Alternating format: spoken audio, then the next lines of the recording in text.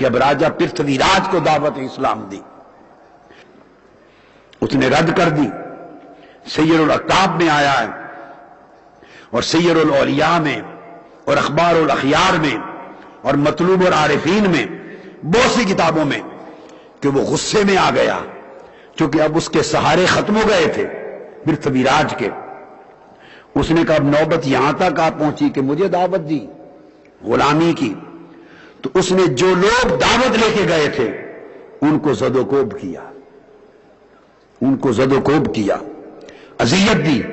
جب تکلیف پہنچائی، اذیت دی، تو وہ بیچارے دوڑ کے آ کے حضور خواجہ غریب نواز کی بارگاہ میں التجا کرنے لگے کہ اس نے بڑا ظلم کیا ہے، ہماری بات نہیں مانی۔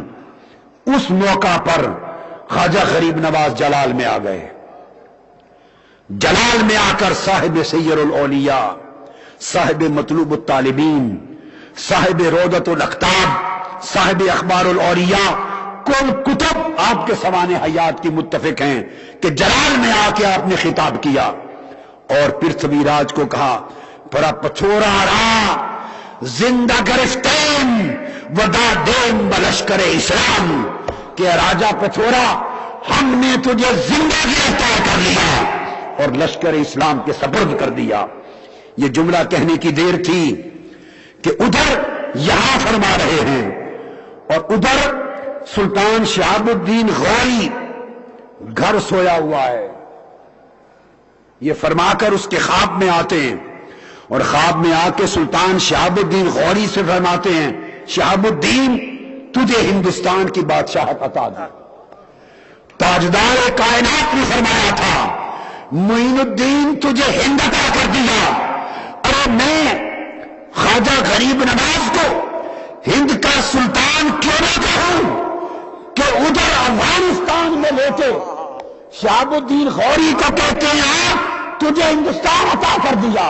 خدا کی قسم اگر میرے خواجہ شہاب الدین غوری کو ہندوستان نہ دیتے وہ لاکھ میں کرتا، یہاں سلطنت اسلام وہ قائم نہ کر سکتا۔ شہاب الدین غوری تجھے سلطنت ہند ملی، تجھے تخت اجمیر ملا، تجھے تخت دہلی ملا، ہند کی سلطنت ملی، یہ کرشمہ تیری سوچ کا نہیں ہے، تیری جنگ کے ہنر کا نہیں ہے، یہ صدقہ ہے غریب نواز کے قدموں کا، یہ خیرات ہے سلطنت مسلمانوں کی قائم ہوگی تو خیرات ہے خواجہ غریب نواز کے جائز کی۔ تم سب لوگ، تمہارے آباء اجداد تمہاری پوچھتے مسلمان بنو، تم غیر مسلم تھے، بتوں کے پجاری تھے، تمہیں مصطفیٰ کی خبر ملی، تمہیں ایمان ملا، تمہاری پشتوں کو ایمان ملا، تم مسلمان ہوئے۔ خدا کی قسم تمہاری، ہماری، میری، تمہاری، سب کی مسلمانی صدقہ خواجہ غریب نواز کے قدموں کا، خیرات ہے غریب نواز کے جوڑوں کی۔ اس لیے وہ عطائے رسول بھی ہیں اور نائب نبی بھی ہیں۔ کایا پلٹ دی، ہند کی تقدیر بدل دی، رخ بدل دیا، تاریخ بدل، یہ ان کا تصرف تھا۔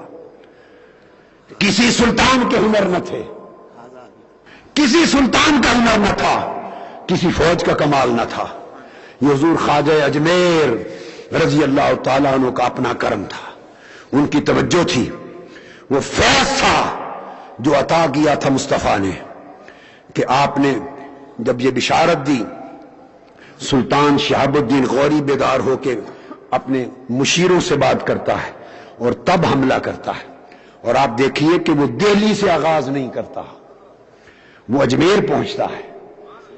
اجمیر پہنچ کر چونکہ آپ فیصلہ فرما چکے تھے کہ راجہ پرتھوی راج تمہیں زندہ گرفتار کر کے دے دیا، تو وہ یہاں پہنچا اور زندہ گرفتار کر کے یہاں سلطنت قائم کی، اور پھر یہاں سے چل کے دہلی کی سلطنت قائم کی، اور اپنے غلام قطب الدین ایبک کو دہلی کے تخت پر بٹھا کر ایک غلام کو ہندوستان کا بادشاہ بنا دیا۔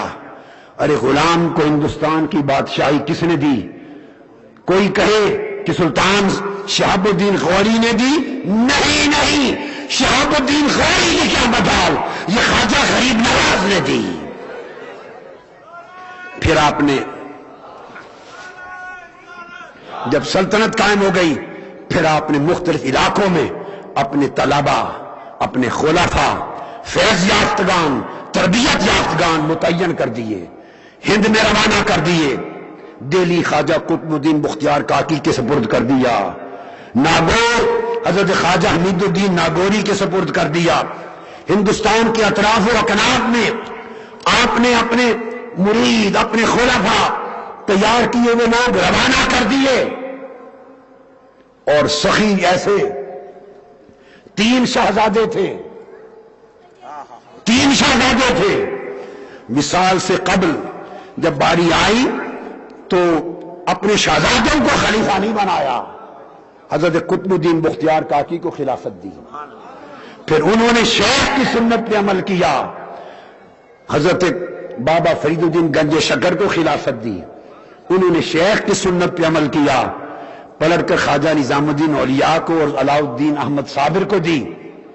یہ سخاوت، یہ کرم، یہ بے نیازی، یہ سنت رسول تھی جو حضور خواجہ غریب نواز نے جس کا نظام جاری رکھا اور تمام مشائخ نے اس کو پہنچایا۔